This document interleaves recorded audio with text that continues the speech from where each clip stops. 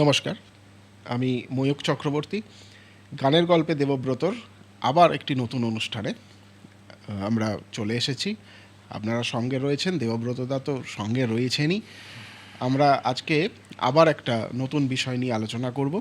এমন দুজন মানুষকে নিয়ে আমরা আলোচনা করব, যে দুজন মানুষের কথা বললেই আপনাদের ভালো লাগবে এবং আপনারা এই আলোচনায় থাকতে অত্যন্ত পছন্দ করবেন।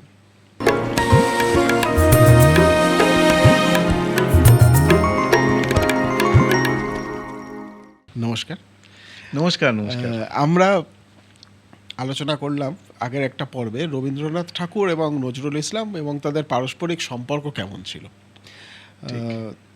তার পরবর্তী ক্ষেত্রেও পরে পরে আমরা এরকম অনেক দিকপালকে দেখেছি যারা কোথাও না কোথাও একে অপরের সাথে খুব আন্তরিক সম্পর্ক রেখে চলেছেন এবং তাদের ব্যক্তিগত সম্পর্ক তো আন্তরিক ছিলও, কিন্তু তার ফলে আমরা যারা সাধারণ শ্রোতা, আমরা আমাদের প্রাপ্তির ভাণ্ডারে অনেক কিছু পেয়েছি।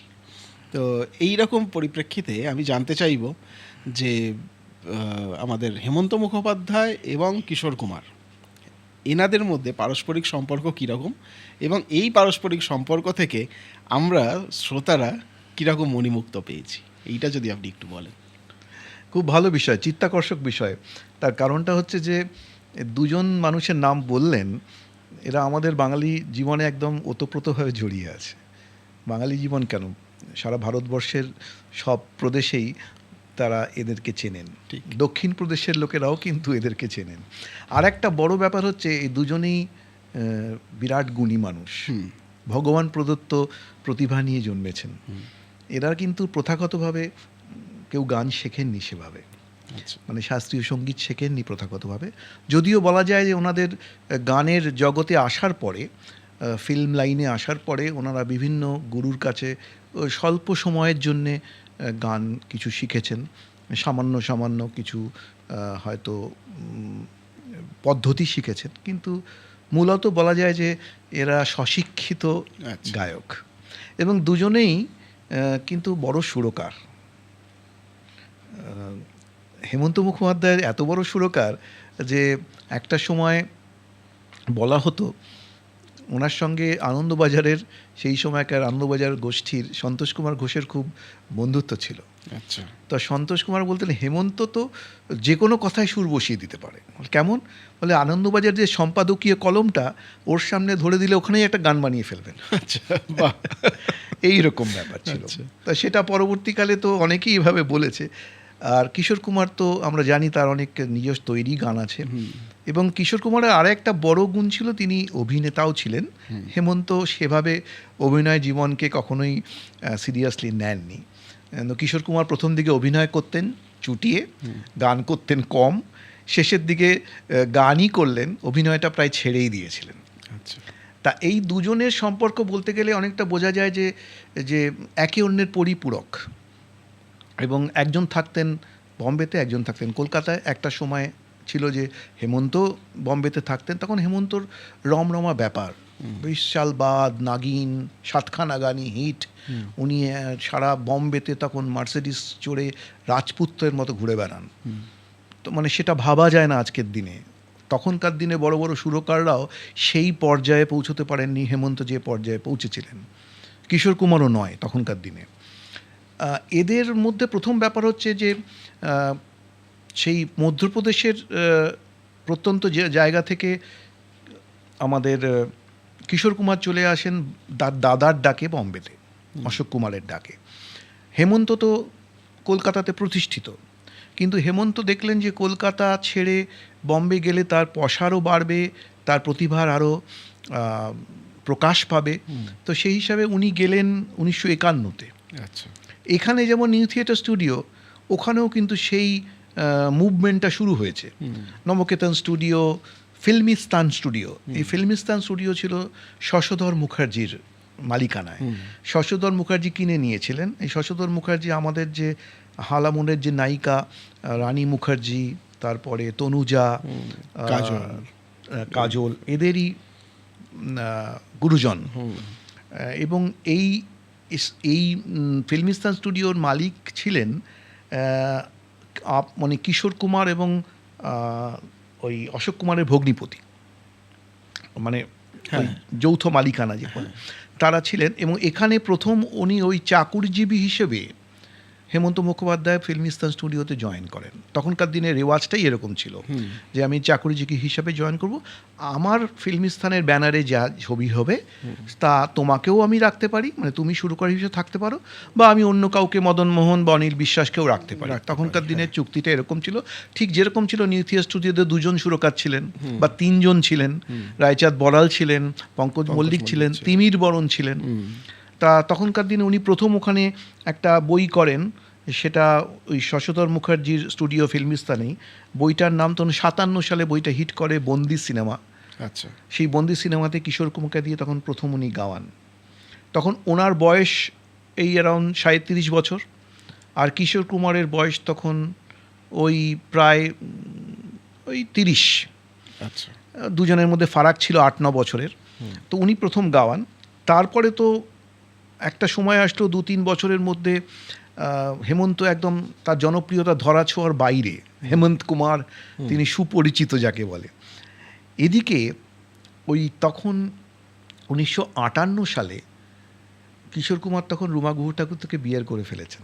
আচ্ছা, এবং অমিত কুমার জন্মেছেন। অমিত কুমার তখন এখানে আমাদের পাঠভবনে পড়েন। ঠিক যেরকম একটা সময় ছিল আর.ডি. বর্মন কলকাতাতে থাকতেন সাদার্ন অ্যাভিনিউতে, বাবা শচীন দেব তখন যাওয়া আসা করছেন কলকাতার বম্বে। তখন একটা সময় আর.ডি. বর্মন তীর্থপতি ইনস্টিটিউশনে পড়তেন, দেশপ্রিয় পার্কের তীর্থপতিতে। তো তখন এই রবীন্দ্র সরোবর স্টেডিয়ামের কাছে লেকে বসে মাউতরণ বাজাতেন। সেই ঘটনাও জানা। তো যাই হোক, তো এই সময় 1958-তে একটা বই হয় আমাদের বাংলায়, সেটা হচ্ছে লুকোচুরি। আচ্ছা, বিখ্যাত বই। সেই লুকোচুরির প্রযোজকও ছিলেন হচ্ছে আমাদের কিশোর কুমার। এবং লুকোচুরি বইটাতে কিশোর কুমার ডবল রোলে ছিলেন, নিজেই প্রযোজক, নিজেই অভিনেতা, নিজেই নায়ক, আবার একটা নায়কে নয়, 2টো নায়ক। সেই 2 নায়কের গান কাকে দিয়ে করাবেন, কতখানি ভক্তি শ্রদ্ধা থাকলে তিনি হেমন্তকে বলেন। এদিকে হেমন্ত নামও হয়েছে, তিনি নিজেও তো করতে পারতেন, কিন্তু সেটা হয়নি। তিনি হেমন্তকে বললেন, হেমন্ত তো সুর ঢেলে দিল এবং একটা গান তিনি এবং রুমা গুহ ঠাকুর তাকে একসাথে গাইলেন। সেই গানটা হচ্ছে এই তো হেতায় কুঞ্জ ছায় স্বপ্ন মধুর মোহে, দুর্ধর্ষ গান। এই গানটার সাথে সাথে কিশোর কুমার দেখলেন যে যখন বাংলায় আমি বই করছি আর হেমন্তদা যখন সুরকার, তাহলে রবীন্দ্রসঙ্গীতটাও দিয়ে দেওয়া যাক। তা রবীন্দ্র সঙ্গীত দিলেন, খুব সুন্দর গান, সেটা হচ্ছে মায়াবন বিহারিণী হরিণী। এবং সেই গানটাও কিন্তু আমাদের কিশোর কুমার গাইলেন। খুব সুন্দর গান। কিন্তু তখনকার দিনে নিয়ম ছিল যে ওই একটা যদি রবীন্দ্রসঙ্গীত হয় তার সাথে আধুনিক গান রেকর্ডে পাঞ্চ করা যাবে না। তার জন্যে আর একটা গান রবীন্দ্রসঙ্গীত দিতে হলো শুধু রেকর্ডটাকে সম্পূর্ণ করার জন্যে। সেটা হয়েছিল তোমারও গীতি জাগালো স্মৃতি। এই গানটি গেয়েছিলেন হচ্ছে ওই দ্বৈত কণ্ঠে হেমন্ত মুখোপাধ্যায় এবং আমাদের রুমা গুহ ঠাকুরতা। আচ্ছা, তখন রুমা গুহ ঠাকুর তো খুব সুন্দর গান, এবং বম্বেতে তখন ওই ইউথ কোয়ারও সৃষ্টি করেছেন। তা এই করতে করতে দুই ভাইয়ের দুরকম চরিত্র ছিল, এক ভাই সিরিয়াস আর এক ভাই প্রাণোচ্ছল। তা সিরিয়াস যে ভাই, তার মুখে তো এইসব গান হয়েছে, কিন্তু প্রাণোচ্ছল যিনি ভাই, তার ঠিকমতো গানটা কি হবে এই নিয়ে একটা দুজন আলোচনা চলছে। আলোচনা কার মধ্যে হচ্ছে? প্রযোজক, পরিচালক এবং সঙ্গীত পরিচালক এবং গীতিকার গৌরী প্রসন্ন মজুমদার। একটা গান লুকোচুরি সিনেমায় আছে যেটা আমরা ভুলতে পারবো না, সিং নেই তবু নাম তার সিংহ। দুর্ধর্ষ গান এবং খুব কঠিন গান। এটা গান গাওয়ার মতন স্পর্ধা সবার থাকে না এবং সবার গলায় এটা খোলেও না। এই গানটা চূড়ান্ত জনপ্রিয় হলো তৎকালীন বাংলা গানের মধ্যে র্যাপ একদম। এবং পরবর্তীকালে জানা গেল যে গানটা তার 5 বছর আগে হলিউডে ড্যানি কে বলে একজন ভদ্রলোক ছিলেন, তিনিও গায়ক নায়ক, তিনি সেখানে একটা ও বাই জিঙ্গো এরকম একটা গান, নাম তার সিংহ ও বাই জিঙ্গো, তা এইরকম একটা গান গেয়েছিলেন এবং সুরটা একদম এক। আচ্ছা, এইবার কানাঘুষোয়, আড্ডায়, আলোচনায় সবাই বলতে শুরু করলো, আচ্ছা গানটার সুরটা কার? এই গান তো হেমন্ত মুখোপাধ্যায়ের সুরে আসবে না, হ্যাঁ, মানে ওনার সাথে ঠিক মানাচ্ছে না। তার মানে কি এই এটা সুরটা। কিশোর কুমারেরই সুর?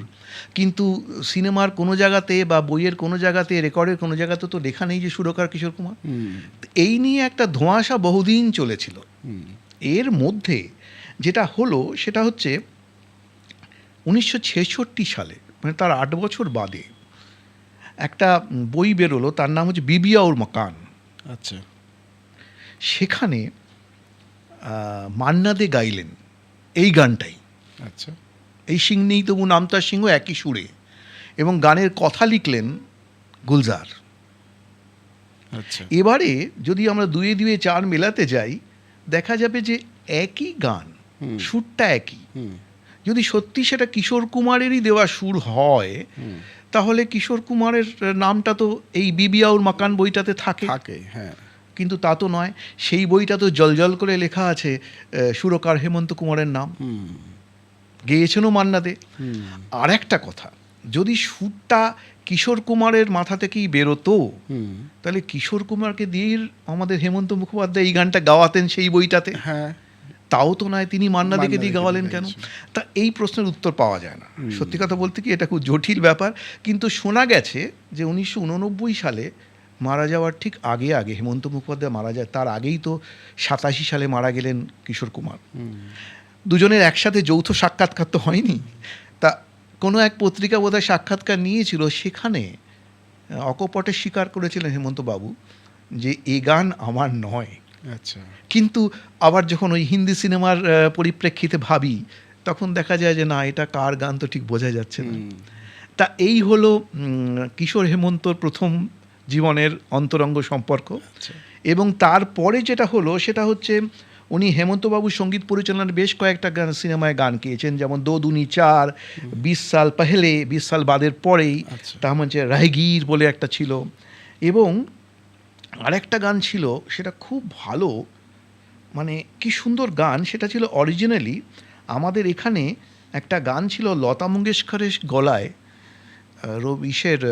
হেমন্ত মুখোপাধ্যায়ের সুরে, প্রেম একই বাড়ি এসেছিল নীরবে। নীরবে, হ্যাঁ, সেই সুরটাই উনি কিশোর কুমারের গলায় একটা হিন্দি সিনেমায় গাইয়েছিলেন।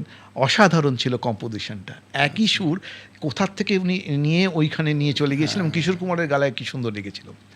এরপরে দেখা যায় যে দুজনের আত্মীয়তা এমন বেড়েছিল, দুজনে শ্রদ্ধা করতেন, উনি হেমন্তদা বলতেন।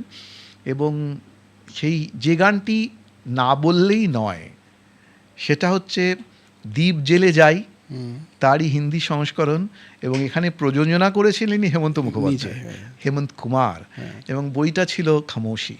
হুম, খামোশিতে একটা গান ছিল, ও শাম কুছ অজীব থি, হ্যাঁ, অসাধারণ গান। এবং এই গানটি বেশ কঠিন রাগাশ্রিত গান ছিল। এই গানটি যখন দেওয়া হলো কিশোর কুমারকে, কিশোরদা বললেন যে হেমন্তদা, এই গানটা আমি কিন্তু চট করে গাইতে পারবো না। বলে কেন?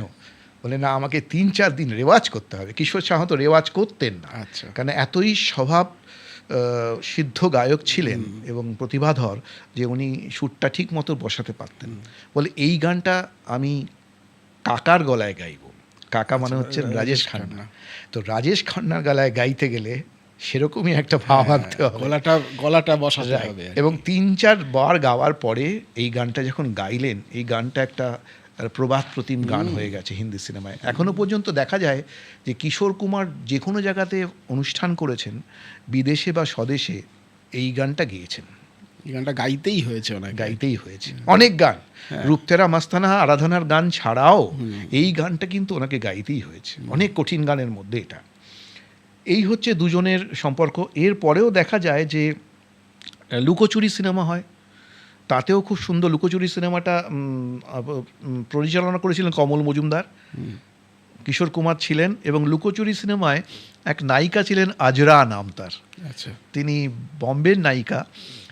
তিনি একটা দুটো বই কলকাতায় করেছেন, খুবই সুন্দরী, তিনি বাঙালি নায়িকা নন। এবং দেখা গেল যে এখানেও হিট করে গেল গান। সেই অসাধারণ একটা গান ছিল, সরস্বতী সেবা করি, আচ্ছা, কিছুই তো জুটলো না, জুটলো না, হ্যাঁ, সেই একটা গান ছিল, সেটাও কিন্তু হেমন্ত সুরে, একটা দারুণ গান। এটা এত সুন্দর হিট করলো, তারপরে যেটা দেখা যায় যে কিশোর কুমার আর হেমন্তর সবসময় যে দুজনের মধ্যে প্রত্যেক দিনই দেখা হতো বা গান হতো তা নয়, কিন্তু দুজনেই দুজনকে কিন্তু মনে রাখতেন।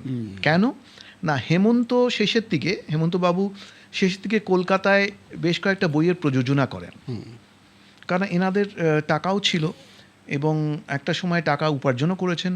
এবং দেখা গেছে যে যারা গায়ক ছিলেন সেই সময় তাদেরকে অনেকে প্রভাবিত করতো যে আপনি একটা প্রযোজনা করুন না বই। সেই হিসাবে হেমন্ত প্রযোজনা করেছেন, শ্যামল মিত্রও করেছেন, হ্যাঁ, দেয়ানিয়া করেছেন, রাজকন্যা করেছেন।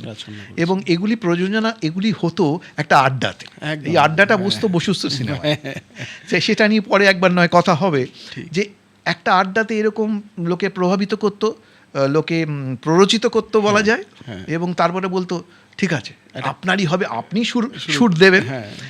এবং সেই নিয়ে গানটা হলো, সেটা হচ্ছে খুব নামকরা গান, অনিন্দিতা সিনেমা, 1972 সালে, মানে বাংলাদেশ সবে তখন গঠন হয়েছে।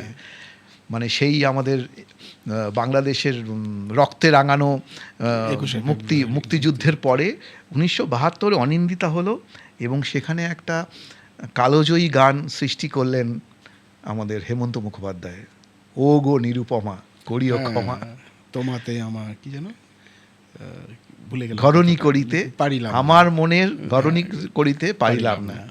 অসাধারণ গান। তো এটা দিয়ে হলো, তারপরে যেটা হলো এরকমই বেশ কিছু, কিন্তু গৌরীপ্রসন্ন বাবু এর সঙ্গে গৌরীপ্রসন্ন যুক্ত এর সঙ্গে। তারপরে যেটা হলো যে কিশোর কুমারেরও দু একটা বইতে হেমন্ত গেয়েছেন, মানে কিশোর কুমারের সুরে হেমন্ত গেয়েছেন, এটা একটা দারুণ ব্যাপার।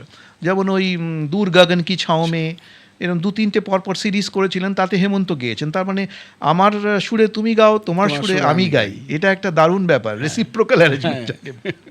কিন্তু যেটা সব থেকে বেশি জানা যায় যে আমরা যেটা নিয়ে ভাবি যে 1980 সাল, 80 সালে অনেকেই চলে গেছেন, একে একে অনেকে চলে গেছেন। 80 সালে গেছেন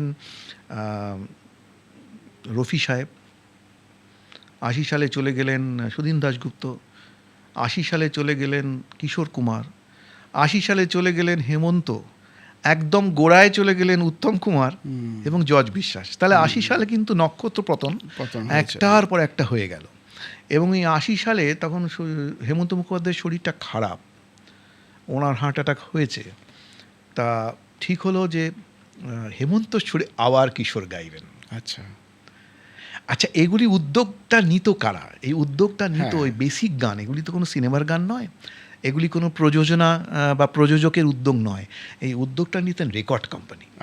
তা রেকর্ড কোম্পানি এবং রেকর্ড কোম্পানির কর্ণধার, তারা বুঝতেন দুই রতন মিলে দারুণ একটা জিনিস, কি একটা সৃষ্টি হতে পারে। এই দুই রতন কে হতে পারেন? এক হচ্ছেন আমাদের কিশোর কুমার, আর এক হচ্ছেন হেমন্ত কুমার বা হেমন্ত মুখোপাধ্যায়। 4টে বাংলা গান হলো, এবং তখন আমার মনে আছে মাধ্যমিক পরীক্ষা দিচ্ছি বা দিতে চলেছি, এরকম একটা সময় আমার মনে আছে প্রত্যেকটা বাড়িতে বাজতো সেই গান। তোমার মনে পড়ছে কি গান বলুন? আমার পূজার ফুল, ভালোবাসা হয়ে গেল, আরে যেন কিছু মনে করো, যেন কিছু মনে করো না। পরের পিঠে ছিল কেন রে তুই চললি ওরে বাবুদের চুরি গাড়িতে, মনে আছে? তারপরে ছিল মানে এই কি সুন্দর সুন্দর গান যে আমার ভাবা যায় না, যে আরো 2-3টে এরকম গান ছিল।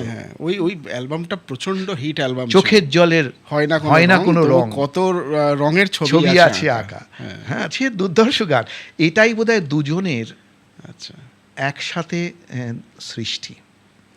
এবং এই 4টে গান আমাদের দুঃখ রয়ে গেছে যে এই 4টে গানই এত সুন্দর মৌলিক গান হিসেবে, এই 4টে গানই কিন্তু কোনো ছায়াছবিতে ব্যবহার করেননি হেমন্ত কুমার বা হেমন্ত মুখোপাধ্যায়। সলিল চৌধুরী কিন্তু অনেক বেসিক গান লতাকে দিয়ে গাইয়েছেন 70, 71, 69 সালে। সবকটা গানই কিন্তু তিনি বহুল ব্যবহার করেছেন বাংলা সিনেমায়, হিন্দি সিনেমায়, এমনকি মালায়ালিম এবং তামিল সিনেমাতে। কিন্তু এই 3-4টে গান এটা কিন্তু হয়নি। আর 80 সালের যেটা নক্ষপতন আমি বললাম, আর একজন নক্ষত্র পতন হয়েছে, সে হচ্ছেন গৌরীবাবুর। তিনি ক্যান্সারের চিকিৎসা করতে বম্বে গিয়েছিলেন, সেখানেই উনি মারা যান। তা এই হচ্ছে দুই দিকপাল গায়ক এবং সুরকার, তাদের অন্তরঙ্গ সখ্যতা এবং তাদের পারস্পরিক শ্রদ্ধার কাহিনী। বেশ। আচ্ছা, লুকোচুরির কথা আপনি যখন বললেন, লুকোচুরি সিনেমায় কিশোর কুমার রবীন্দ্রসঙ্গীত গাইছেন, এটাই কি ওনার প্রথম রবীন্দ্রসঙ্গীত গাওয়া? অনেকে বলেন এটাই প্রথম রবীন্দ্রসঙ্গীত, কারণ উনি কিন্তু তার আগে ওই HMVর ব্যানারে সেরকম রবীন্দ্রসঙ্গীত গাননি, অনেক পরে গিয়েছিলেন অ্যালবাম এবং সেটা গানেরও একটা কারণ ছিল যে অনেকেই উনি বলতেন যে উনি যেমন স্বশিক্ষিত গায়ক KL সাইগালের মতন, এবং উনি একটা সময় বলেওছেন যে আমি KL সাইগালকে ফলো করি এবং তার দ্বারা অনুপ্রাণিত হয়েছে আমি। KL সাইগাল একটা গান গিয়েছিলেন মুক্তি সিনেমাতে, একটুকু ছোঁয়া লাগে, মনে আছে? না, মুক্তি সিনেমা নয়, ভুল বললাম, ওটা ছিল জীবন মরণ ছবি, 1937 বা 1939-এ KL সাইগাল অভিনয় করেছিলেন এবং সেখানে সুর দিয়েছিলেন পঙ্কজ মল্লিক, এবং রবি ঠাকুর অনুমোদন করেছিলেন একজন অবাঙালির গান। আমরা এটা নিয়ে একটা আলোচনা পর্ব করতেই পারি একটা সময়। একটুকু ছোঁয়া লাগে, এত সুন্দর গান, আজকে শুনলেও বোঝা যায় যে একটা অবাঙালি গেয়েছেন, এত সুন্দর তা বোঝাই যায় না। সেটার থেকে অনুপ্রাণিত হয়ে পরবর্তীকালে যখন কিশোর কুমারের রবীন্দ্রসঙ্গীত বেরোয়, উনি কিন্তু ঠিক মনে রেখেছিলেন এই গানটা দিয়েছিলেন। আচ্ছা, আজ আমরা শুনি কিশোর কুমারের গান, হ্যাঁ, মূলত এই গানটা ছিল হচ্ছে KL সাইগালের। আচ্ছা আচ্ছা আচ্ছা, বেশ। আর একটা বিষয়ও আপনার সঙ্গে কথা বলতে বলতে মনে পড়লো এই পরিপ্রেক্ষিতে, যে অ্যালবামটার কথা আপনি বললেন, এই যে 4টে গান আমরা আলোচনা করলাম, একটা সময় যেমন এখন দেখা যায় যে বাঙালি বাড়ি অথচ তাতে বোরোলিন নেই, এমনটা হয় না, তেমন বাঙালি বাড়িতে এই ক্যাসেটটা থাকবে না, এটা সেই সময় ভাবা যেত না। ঠিক। এবং অদ্ভুতভাবে কিন্তু তারপরে এই অ্যালবামটার পরে আর কোনো অ্যালবাম সেইভাবে জনপ্রিয় হয়নি অনেক দিন ধরে। তারপরে আবার যে অ্যালবামটা আমার যতটা মনে পড়ছে, আবার যে অ্যালবামটা এরকমভাবেই প্রত্যেক বাঙালি বাড়িতে ঢুকে গেল, সেটা কুমার শানুর একটা বেসিক অ্যালবাম, সুরের রজনীগন্ধা বা এরকম কিছু নাম ছিল, এবং শ্যামাসঙ্গীতও ছিল। এই প্রসঙ্গে আমরা মনে হয় একটা ময়ূখ, তোমাকে আমি অনুরোধ করব যে একটা দুটো পর্ব রেখো, তাতে আমরা আলোচনা করতে পারি যে মানুষের পছন্দ, মানুষের ইচ্ছে, মানুষের ভালো লাগাটা বিবর্তন হয়, দশকে বিবর্তন হয়। আজকে তুমি যখন বললে 80-র দশকে এই গান কেউ শোনেনি, হতে পারে না। আজকের দশকে এই গান কেউ শোনে না, বা আজকের প্রজন্ম শোনে না। 30 দশকে যে গান রেকর্ডে চলতো, সেই গান আমরা শুনিনি, কিন্তু সেই গান আমার ঠাকুমা এবং আমার ঠাকুরদারা শুনতেন। ঠিক, এই বিবর্তনটা কিন্তু একটা স্বাভাবিক, এবং ইতিহাস এই বিবর্তনটাকে কিন্তু স্বীকার করে নিয়েছে। বেশ, আজ বেশ ভালো আলোচনা হলো। আমরা পরবর্তী পর্বে কি আলোচনা করব সেগুলো এই আলোচনা থেকেই উঠে এলো। তো আজকের আলোচনা আমরা এখানে শেষ করি। আগামী পর্বে আমরা আবার বেশ কিছু নতুন বিষয় আলোচনা করব। আপনারা সঙ্গে থাকুন এবং যেভাবে কমেন্টে আমাদের উৎসাহ দেন, এরকম উৎসাহ দিতে থাকুন। নমস্কার।